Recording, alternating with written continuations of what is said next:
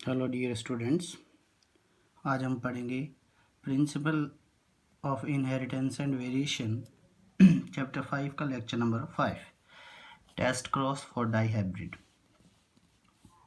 3 possibilities होती हैं इस टेस्ट क्रॉस के लिए भी। केस फर्स्ट, जैसे हम लोग एक पेरेंट डोमिनेंट और एक प्योर रिसेसिव लेते हैं, दो करेक्टर्स के लिए यूज़ किया जाएगा, इसलिए डाई हाइब्रिड हो गया। टी कैपिटल टी और स्मॉल टी, कैपिटल पी और small P means capital T represent कर अपना हाइट के करेक्टर को और पी रिप्रेजेंट कर अपना फ्लावर कलर को। कैपिटल टी देता है अपने को टॉलनेस और स्मॉल पी देता है अपने को शॉर्टनेस, और कैपिटल पी देता है पर्पल कलर, स्मॉल पी देता है वाइट कलर। क्रॉस करवाते हैं हम लोग, पुनेट स्क्वायर बनाते हैं। इस एंगल में हम लोग गैमेट लेते हैं, मेल गैमेट, इसमें फीमेल ले सकते हैं, कौन सा भी ले सकते, इधर फीमेल ले सकते हो इधर मेल ले सकते हैं। तो ये गैमेट बनेंगे अपने पास capital P, capital T, capital T, capital P, capital T, capital P, capital T, capital P, और इधर सारे स्मॉल पी। ये अपने पास 4 गैमेट बनते हैं। इनका जब क्रॉसिंग कराते हैं तो इस टाइप के प्लांट बनते हैं। हेटेरोजाइगस टॉल और पर्पल बनता है। कैपिटल टी और स्मॉल टी, कैपिटल पी और small P, all are similar. 16 के 16 प्लांट एक जैसे फॉर्मेशन होते हैं जब इनका क्रॉस करवाते हैं, इसका इसके साथ में, इसका इसके साथ में, यानी एक गैमेट का इन चारों गैमेट के साथ में, इस एक गैमेट का इन चारों गैमेट के साथ में, ऐसे 16 प्लांट बनते हैं अपने पास। ऑल आर सेम, ये सारे सेम होते हैं जो टॉल और पर्पल हैं। 16:0 हैं, ठीक है। तो कैसा फॉर्मेशन होगा टॉल और पर्पल, और है कैसा हेट्रोजाइगस कंडीशन है। कैपिटल टी और स्मॉल टी, कैपिटल पी और स्मॉल पी, इसलिए हेट्रोजाइगस कंडीशन होगी। केस सेकंड, इस कंडीशन को हम लोग ऐसे ले सकते हैं, capital T, small T, capital P और स्मॉल पी, यानी हेट्रोजाइगस लेंगे अननोन। और जैसा कि हम लोग जाते हैं इसे मोनोहाइब्रिड टेस्ट क्रॉस में पढ़ा था कि एक करेक्टर अपने पास जो नॉन है वो कैसा होगा, homozygous recessive. This is the homozygous recessive, यानी शॉर्ट और वाइट प्लांट है। इसके साथ में 3 कंडीशन ले सकते हैं। फर्स्ट कंडीशन इज दिस और सेकंड इज दिस। यहाँ पर अपने पास ये गैमेट बनते हैं इससे, capital T, capital P, capital T, small T, capital P और स्मॉल टी, स्मॉल पी, और इसके चारों एक जैसे बनेंगे, स्मॉल टी और स्मॉल पी। इससे ये प्लांट बनते हैं अपने पास capital T, small T, capital P, capital P, ऐसे करके 16 प्लांट बनेंगे जिसमें अपने पास ये सारी कंडीशन बनती हैं। Capital T, small P, small P, small T, capital P, small P, cross multiplication कराने पर 16 प्लांट बनते हैं जिनका रेशियो आता है 4:4:4:1 या 1:1:1:1, जिसमें एक भी कैपिटल टी होगा वो टॉल बनेगा और एक भी कैपिटल पी होगा वो पर्पल बनेगा। यानी टॉल और पर्पल कैसे बन सकते हैं, जिसमें दोनों कैपिटल टी हो वो भी बन सकता है टॉल, दोनों कैपिटल पी हो वो भी टॉल बन सकता है। एक कैपिटल टी, एक कैपिटल पी और एक कैपिटल पी और एक स्मॉल पी, वो भी पर्पल, और एक कैपिटल टी, एक कैपिटल स्मॉल टी, एक कैपिटल पी, एक स्मॉल पी, ये भी कैसा बनेगा अपना पर्पल बनेगा। तो अपने पास कैपिटल टी और कैपिटल पी वाला ऐसा कोई प्लांट नहीं बनेगा, क्योंकि यहाँ पर प्योर डोमिनेंट कोई कैरेक्टर नहीं लिया गया, हेटेरोजाइगस कंडीशन ले रहे हैं।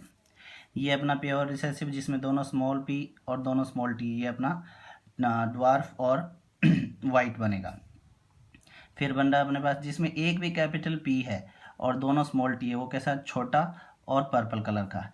जिसमें एक कैपिटल टी है और दोनों स्मॉल पी हैं, वो कैसा बनेगा अपना टॉल और वाइट बनेगा। ऐसे करके tall purple, tall white, short purple, short white, यानी इसमें एक कैपिटल टी और एक कैपिटल पी नेसेसरी है, इसमें एक कैपिटल टी नेसेसरी है, दोनों स्मॉल पी नेसेसरी है, इसमें दोनों स्मॉल टी नेसेसरी है, एक कैपिटल पी पर नेसेसरी होता है, इसमें दोनों स्मॉल टी नेसेसरी होते हैं, इसमें दोनों स्मॉल पी नेसेसरी होते हैं। ये सेकंड टाइप हो गया। केस थर्ड, ये तो अपने पास सेम रहेगा तीनों ही कंडीशन में, इसको चेंज कर सकते हैं हम लोग। एक डोमिनेंट, एक हेटेरोजाइगस और एक रिसेसिव होमोजाइगस, स्मॉल टी इसका क्रॉस करवाते हैं। तो सारे के सारे प्लांट अपने पास 16 बनेंगे। एक गैमेट इधर लिखेंगे कैपिटल टी, कैपिटल पी, ऐसे 4 गैमेट इधर एक पेरेंट के, 4 गैमेट इधर, 16 आर सेम, यानी 0:16। अब 0:16 क्यों लिखेंगे, क्योंकि यहाँ पर कोई डोमिनेंट नहीं है, सारे के सारे रिसेसिव है, तो ये अपना बनेगा होमोजाइगस रिसेसिव। और होमोजाइगस रिसेसिव कैसा बनेगा, शॉर्ट एंड वाइट बनेगा। क्यों, क्योंकि कोई कैपिटल टी नहीं है, ठीक है, और कोई कैपिटल पी नहीं है, तो कोई कैपिटल टी और कोई कैपिटल पी नहीं होगा, तो दोनों के रिसेसिव कैरेक्टर रिप्रेजेंट होंगे, यानी हाइट के लिए ड्वार्फनेस और कलर के लिए वाइट। तो फ्लोर कैसा बन जाएगा, होमोजाइगस रिसेसिव, और कैसा है, शॉर्ट एंड वाइट। ये था अपना टेस्ट क्रॉस। अब इसके बाद में नेक्स्ट स्टार्ट करते हैं अपना टाइप ऑफ क्रॉसेज में सेकंड क्रॉस है बैक क्रॉस। तो बैक क्रॉस किसको बोलते हैं ये बैक क्रॉस किसके लिए या आइडिया किसके लिए यूज लिया है, this kind of cross are perform to improve the breed of organisms. किसी भी लिविंग इंडिविजुअल की प्रजाति को या ब्रीड को हम लोग और डोमिनेंट हो या अच्छे करेक्टर वाली इंप्रूव करने के लिए इस टाइप का बैक क्रॉस करवाया जाता है। बैक क्रॉस के नाम से पता चलता है कि पीछे, बैक यानी प्रीवियस, यानी F1 का फर्स्ट जनरेशन के पेरेंट जनरेशन के साथ में क्रॉस कराएंगे, that is the back cross. जैसे हम लोग ले रहे हैं कैपिटल टी या स्मॉल टी और स्मॉल टी, ठीक है। Back cross says that the recessive parent not arise. It means back cross का मतलब क्या होता है कि रिसेसिवनेस, जो कम यूजफुल करेक्टर जैसे टॉलनेस बढ़िया करेक्टर होते हैं और ड्वार्फनेस अच्छे करेक्टर नहीं होते कंपैरेटिवली उतने। तो back cross says that the recessive parent not arise, यानी ऐसा कोई पेरेंट ना मिले जिसमें रिसेसिव करेक्टर हो। जैसे टॉलनेस के लिए यहाँ पर रिसेसिव क्या होता है, ड्वार्फनेस होती है, ठीक है, हाइट के लिए। तो हेट्रोजाइगस कैपिटल टी और स्मॉल टी, और होमोजाइगस स्मॉल टी। हम लोग क्रॉस करवा रहे हैं small T with cross T capital T. तो ये अपने पास बन गया F1 जनरेशन, कैपिटल टी और small T, all tall heterozygous dominant. ये अपने को फर्स्ट जनरेशन में। Next generation only tall back cross is improve breed. आगे वाले जनरेशन में खाली टॉल प्लांट बने उस करेक्टर के लिए हम लोग बैक क्रॉस करवाते हैं टू इम्प्रूव वैरायटी, क्योंकि रिसेसिव में ड्वार्फनेस होती है, लंबापन बढ़िया रहता है, इसलिए टॉल प्लांट बने इसलिए हम लोग बैक क्रॉस करवाते हैं। नेक्स्ट जनरेशन ओनली टॉल यानी आगे वाली जनरेशन में खाली टॉल प्लांट बने इसलिए बैक क्रॉस करवाते हैं। टाइप ऑफ क्रॉस में ये अपना रेसिप्रोकल क्रॉस बोल सकते हो। तो रेसिप्रोकल क्रॉस में या इससे पहले हम लोग ये कंडीशन दे सकते हैं बैक क्रॉस के लिए, इट मीन्स यहाँ पर जो कैपिटल टी और स्मॉल टी है इसका क्रॉस करवाते हैं हम लोग स्मॉल टी के साथ में, और स्मॉल टी के साथ में, और कैपिटल टी के साथ में। तो यहाँ पर इस करेक्टर की वजह से इसमें भी टॉल बनेंगे और इनकी वजह से तो टॉल बनने ही बनने। ये क्या होता है, इम्प्रूव्ड वैरायटी के लिए यूज लिया है। फिर next reciprocal cross, two organisms are crossed, दो ऑर्गेनिज्म का क्रॉस करवाया जाता है in one crossed organism provides male gamete और and the another reciprocal some organism provides female gametes। तो यानी आप लोग जब भी कोई क्रॉस करवाते हो तो हम लोग उसमें दो पेरेंट लेते हैं, एक मेल पेरेंट लेते हैं, एक फीमेल पेरेंट लेते हैं। जैसे ए और बी दो पेरेंट हैं, ठीक है, इसके लिए ये कैरेक्टर हो गया, इसके लिए ये कैरेक्टर हो गया, जीनोटाइप हो गया। तो यहाँ पर आप लोग केस फर्स्ट में स्टडी करते हैं, this is the male, this is the female gamete, cross करवा रहे हैं, पेरेंट प्लांट बनेंगे ए बी, यानी हेट्रोजाइगस कंडीशन होगी, ए बी डोमिनेंट करे। दूसरी कंडीशन में यहाँ पर जिसको हम लोगों ने मेल लिया है, फीमेल लिया है, उसको यहाँ पर हम लोग क्या ले लेंगे, मेल ले लेंगे। फॉर एग्जांपल ये अपना क्या हो गया, कैपिटल ए, यहाँ पर फीमेल का यूज ले रहे हैं, ठीक है, और कैपिटल बी जो ऊपर वाले केस में हम लोग मेल ले रहे थे वो यहाँ पर आप लोग क्या लेंगे, फीमेल और मेल का एक्सचेंज कर देते हैं। ये मेल फीमेल हो गया, ये मेल हो गया, क्रॉस करवाएंगे तो ये फीमेल कैरेक्टर ये, बट बनने वाली प्रोजेनी के ऊपर कोई इफेक्ट नहीं होते हैं। कहने का मतलब दो पेरेंट्स में से जो गैमेट आप ले रहे हो तो मेल को जहाँ पर यूज ले रहे हो उसको रिप्लेस करके फीमेल बना दो और फीमेल को मेल बना दे, तो कैरेक्टर्स के ऊपर कोई इफेक्ट नहीं पड़ता, that is reciprocal cross. Difference in first case the male gamete, इसको आप लोग क्या लिखेंगे, in difference in first case male gamete by A parent, male gamete कौन प्रोवाइड करा रहा था, ए पेरेंट, लाइक दिस, ठीक है। एंड इन केस सेकंड ये वाला है अपना, यहाँ पर अपना case male gamete provided by B parent, यानी जो ए गैमेट प्रोवाइड करा रहा था या मेल गैमेट प्रोवाइड करा रहा था वो ए ऑर्गेनिज्म था, और सेकंड केस में क्या हो गया, वही ऑर्गेनिज्म क्या हो गया, बी हो गया, बट गैमेट सेम ही है, तो क्रॉस के ऊपर effect. Second case male gamete provided by B parent, जो ए प्रोवाइड करा था फर्स्ट जनरेशन में वो बी प्रोवाइड करेगा, नहीं जहाँ पर फर्स्ट जनरेशन में ए मेल था वहाँ पे सेकंड जनरेशन में बी मेल हो गया, बस इतना ही डिफरेंस है, that is the reciprocal cross. Variation from Mendel's principle. अब मेंडल्स के प्रिंसिपल में कुछ वेरिएशंस हैं, उनसे related.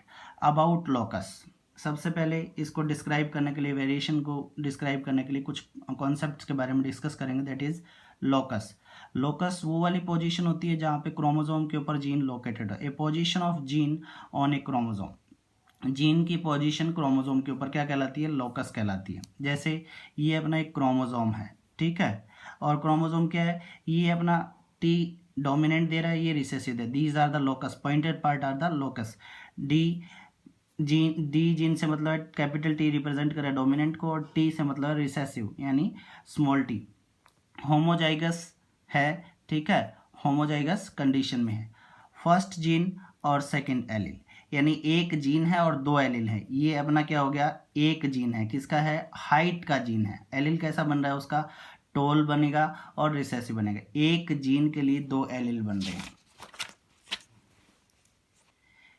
If the interaction takes place between capital T और small T, tall and dwarf, then two interaction मतलब जब क्रॉस हो कैपिटल टी और स्मॉल टी के बीच में, जब गैमेट्स का एक्सचेंज होता है, the interaction is known as, interaction is known as intra allelic और इंट्राजेनिक। जब कैपिटल टी और स्मॉल टी के बीच में, यानी दो अलग अलग फॉर्मेशन है, एक इसके अंदर है और एक इसके अंदर है, तो इस टाइप के इंटरेक्शन को, इन गैमेट्स के एक्सचेंज को हम लोग क्या बोल सकते हैं? इंट्रा एलेलिक और इंट्राजेनिक बोल सकते हैं, ठीक है। कैपिटल टी स्मॉल टी ये दोनों एक्सचेंज हो रहे हैं, तो ये क्या हो गया? इट मीन्स इंट्राजेनिक है। दूसरा, कैपिटल पी और स्मॉल पी इनकम्प्लीट डोमिनेंस और को डोमिनेंस को रिप्रेजेंट करने के लिए वेरिएशन दिखाया जाता है, ठीक है। ये इंट्राजेनिक और इंट्रा एलेलिक है। तो इसका एग्जांपल है, यानी कैपिटल टी और कैपिटल पी एक दूसरे के साथ में एक्सचेंज होते हैं। कैपिटल टी और स्मॉल टी, या कैपिटल पी और स्मॉल पी इंटरचेंज होते हैं एक दूसरे के साथ में इनकम्प्लीट डोमिनेंस और कोडोमिनेंस को रिप्रेजेंट करते। दूसरा है अपना इंट्राजेनिक और नॉन एलेलिक। इंट्राजेनिक और non allylic, interaction between two different chromosomes, interaction between two chromosomes, दो क्रोमोसोम्स हैं, एंड टू डिफरेंट लोकस, दो क्रोमोसोम के दो डिफरेंट लोकस, लोकस यानी वो जगह जहाँ पे जीन प्रेजेंट है, is known as intragenic. Intragenic और नॉन एलिक, ये कैसा था? इंटरजेनिक और इंट्रा एलिक था। इंट्रा एलिक और इंटरजेनिक था, एक जीन है और दो एलिल है। ये क्या हो गया अपना? टू डिफरेंट क्रोमोसोम है और टू डिफरेंट लोकस है, ये इंटरजेनिक और नॉन एलिलिक हो। इसका एग्जांपल है पॉलीजेनिक इनहेरिटेंस और एपिस्टेसिस। Thank you. इनके बारे में हम लोग इनकम्प्लीट डोमिनेंस, कोडोमिनेंस और एपिस्टेसिस के बारे में नेक्स्ट लेक्चर में डिस्कस करेंगे। Thank you.